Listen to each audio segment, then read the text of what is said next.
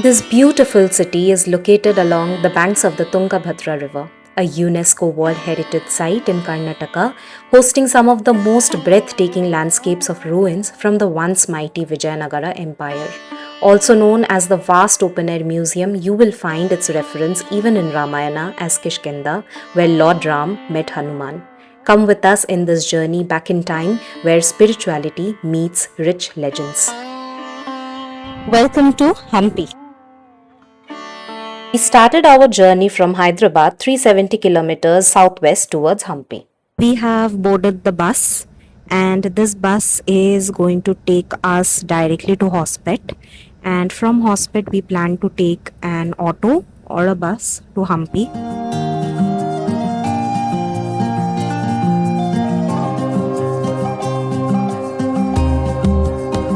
We have taken an auto from Hospet and our bus was right on time. Actually picked us up right on time and it also dropped us at Hospet right on time. So the idea is to go to our resort directly. We took an auto. We did not really wait for a bus or something like that.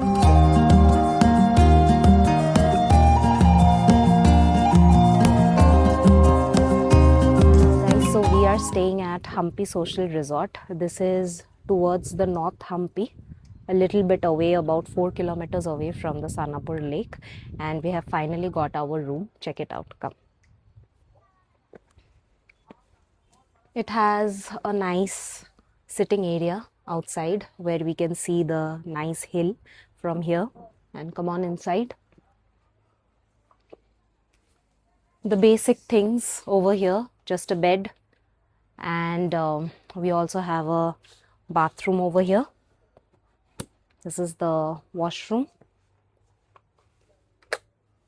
It is more or less doable. So apparently because of Christmas there is no bikes available today. So we are looking for any bike rentals. There are two types of bikes, one with a white plate and one with a yellow plate. If you take a bike with a white plate, then you can only go towards the North Hampi and you cannot take that bike to the South Hampi. But if you take a bike with a yellow plate, then both North Hampi and South Hampi gets covered in it. Apparently neither white plates bikes are available nor the yellow plate, so we are trying to see other options, maybe walk around 4 or 5 kilometers or get a bus from here to see whether we can get something from Sanapur region.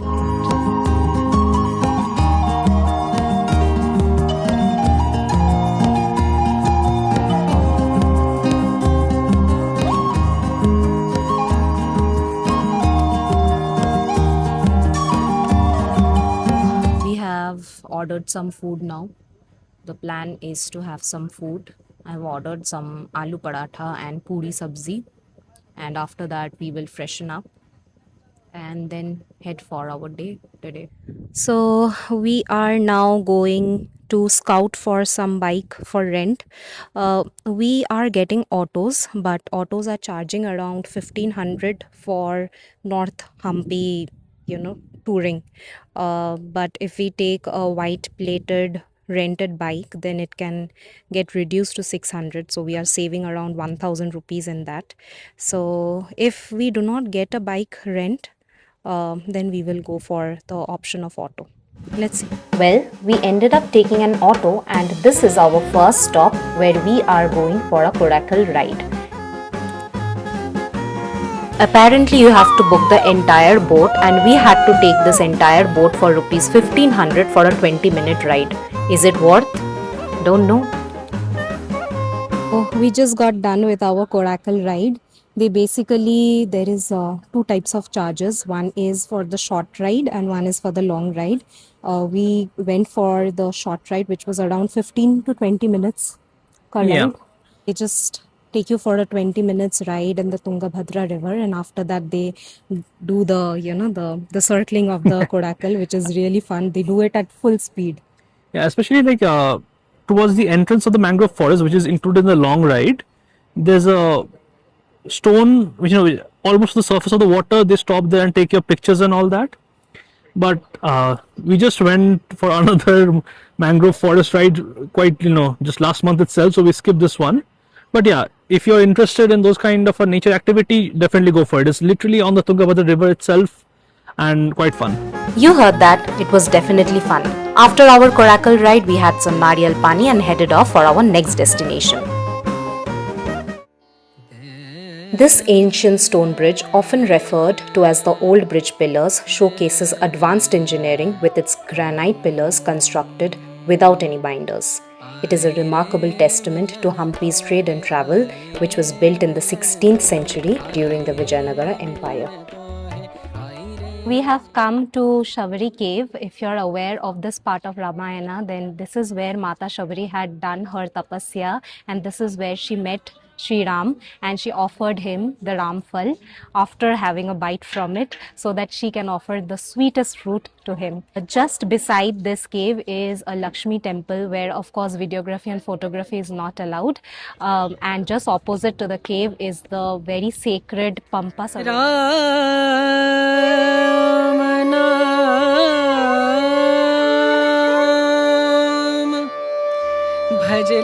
That is the Lakshmi temple. There is also a Shivling over there. We were not supposed to take any video over there, so we did not. We climbed all the way to the top. This is the viewpoint where you get to see the sacred Pampa Sarovar over here as well. And we are just taking in the beautiful view.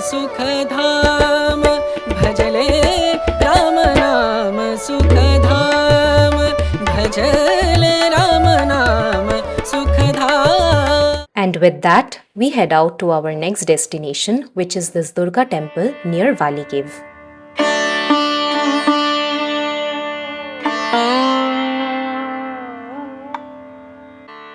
Located near Anegundi Fort, it is said that the Vijayanagara kings used to pray here before every battle. Anegundi, believed to be older than Hampi, used to be a formal royal residence. We have come to the Durga Temple. This Durga Temple was one of the very favorite of the Vijayanagara Empire. We had climbed all the way up and we have come to the Vali Cave. Vali is basically the brother of Sugriva, and this is the place where Vali had fought with the Mayavi Rakshas and had defeated him. But Sugriva had thought that Mayavi had killed Vali and closed the other door, which caused actually a misunderstanding between Sugriva and Vali, the two brothers. But anyway, this is the place where Vali had fought the Rakshas Mayavi. And here you will also find a Ganesha temple as well. Once you go inside the cave, you will find the Ganesha temple. And down below you will find that many people are having prasad. You have to take a thali from there, eat the prasad, and you have to wash it yourself. And it is definitely a very serene experience. One disclaimer is that you have to climb a lot of steps over here. Be cautious about that.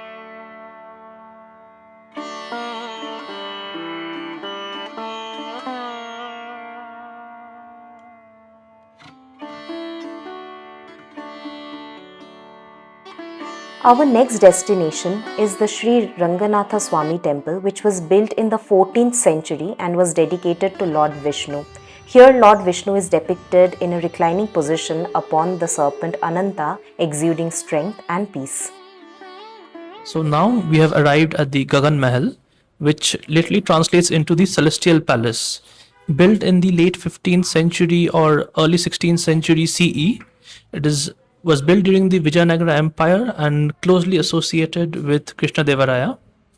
There is a belief that there is an underground tunnel hidden somewhere in this castle, which leads directly to Krishna Devaraya's household. That tunnel was used by women of his household to visit the palace and observe village celebrations from these windows. And as you can see from the architecture of this place, there's a blend of Indo and Islamic influences, which is a characteristic of all structures built in the south of India, especially the Deccan. So we have now come to the Chintamani Temple Complex, and the first visit that we have done is the temple visit. This is a temple of Kashi Vishwanatha and Ma Annapurna, and from the temple itself you can see a panoramic view of the Hampi, the entire Hampi city and the Tungabhadra river. We will see whether we can dip our feet over there or not, because many people are doing so. Let's check it out. This temple complex is primarily dedicated to Lord Shiva, and it houses a cave where it is believed that Sri Ram met Sugriv. The footprint of Sri Ram shows the place from where Sri Ram shot the arrow that killed Vali. After an entire day of walking, dipping our feet in the cold water of the Tungabhadra river rejuvenated us, and with this energy, we headed off to our next destination. Just a few meters opposite to the Gagan Mahal is this banana fiber workshop where you will find local women creating these beautiful handicrafts with banana leaf strings. And with that, we head off to the most awaited destination, the Anjanadri Hill. So we have now come to Anjanadri Hill. We had to leave our footwear over here and we are starting our trek from here. It is a climb of 575 steps and we started from here.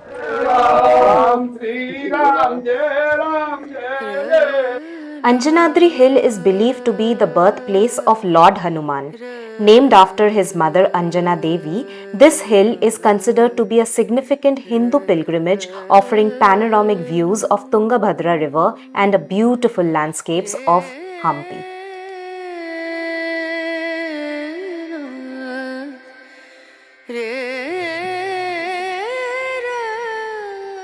And we were able to find a perfect spot to capture the perfect sunset. It is definitely a crime to not to listen to your stomach when it's hungry. So we headed off to this amazing cafe and ended our day with some hot, cozy and satiating food. Welcome to day 2 in Hampi. We are all ready to set off for the day. So what is our plan for today? So today we will be mainly targeting the southern part of Hampi, where the major ruins of the once mighty and the rich Vijayanagar Empire still stands, and we'll be exploring all the temples around there as well. So we have booked our auto for 10:30 and we'll have a spot of breakfast before we leave. And with that, we crossed the beautiful Tungabhadra river and reached South Hampi, our first destination being the Vitthala Temple. So we have now come to the Vitthala Temple Complex. There are a group of monuments over here. We tried to scan and pay, but however, there is no internet connection. So when you come here, be prepared with cash.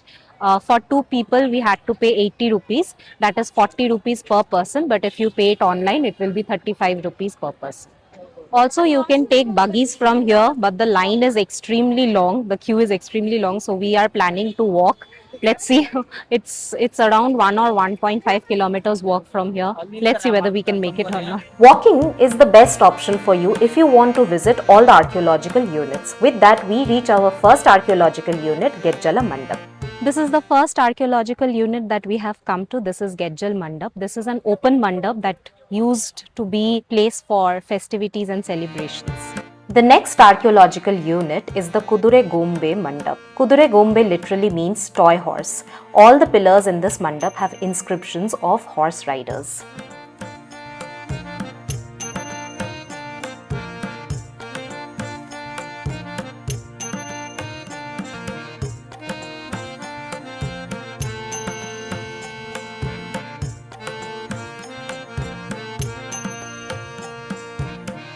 We have finally come to the famous Vitthala Temple. This was the main temple of the Vijayanagar Empire and this was devoted to Lord Vishnu. The Vitthala Temple marks the highest workmanship indicating the mature Vijayanagara phase of architecture. Although the core of this temple was built in the 15th century, however, the kings who came later, like Krishna Devaraya, had made substantial additions to it in the 16th century. This temple also hosts the famous stone chariot that you can find today on the back of a 50 rupees note. We were completely mesmerized to see the intricate architecture, especially of the 100-pillared mandap.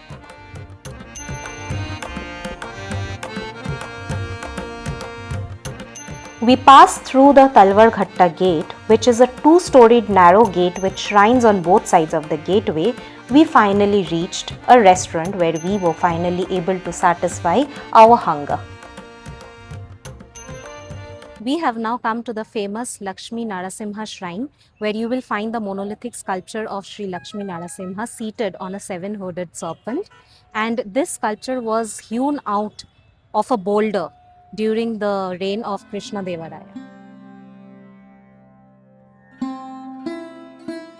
We have now come to the Badavi Linga temple, which is just adjacent or north of the Sri Lakshmi Narasimha temple. And one interesting fact about it is that the lower part of the Shiv Linga is always submerged in water, and this water comes through a small canal which draws water from the Tungabhadra river. Welcome to the most sacred living temple of Hampi. Welcome to the Virupaksha Temple. The main sanctum of the Virupaksha temple houses Shiv Linga, who is also known as the Virupaksha, and he used to be the guardian deity of the kings of the Vijayanagar Empire. Dedicated to Lord Shiva in his form as Virupaksha and his consort Pampa Devi, this is the only temple that is still used to worship. The temple has 9-storied Gopuram or entrance towers. The central pillared hall, known as the Ranga Mandap, is another astonishing work of art. The ceiling of Ranga Mandap is beautifully painted with scenes of epics and Purans.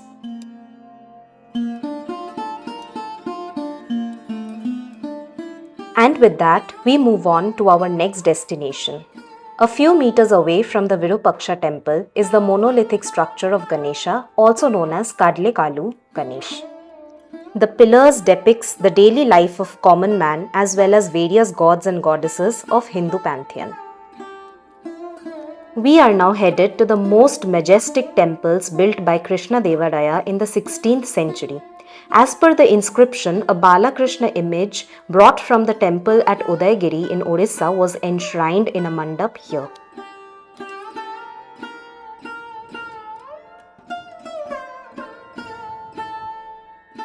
So we have now come to the Lotus Mahal, and this Mahal is a classic example of an Indo-Islamic architectural style in Hampi, and it is the most important secular architectural complex in Hampi.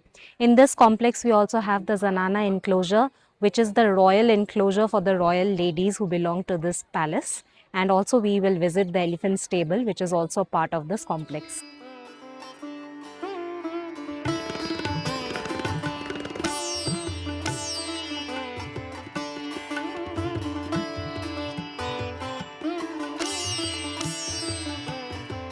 Now come to the elephant stable. It used to house the state elephants, and you can see that there are 11 doomed chambers over here. It is also believed that this used to be the meeting point for the general secretariats.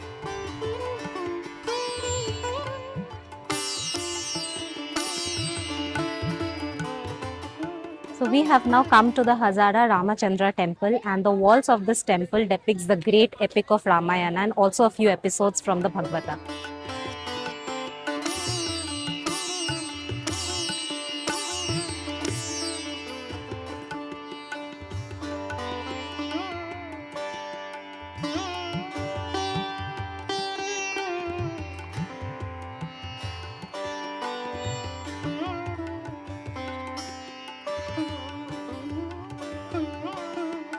Well, we have almost reached the end of our South Hampi tour, and we ended it by visiting the beautiful Pushkarani and Queen's Bath.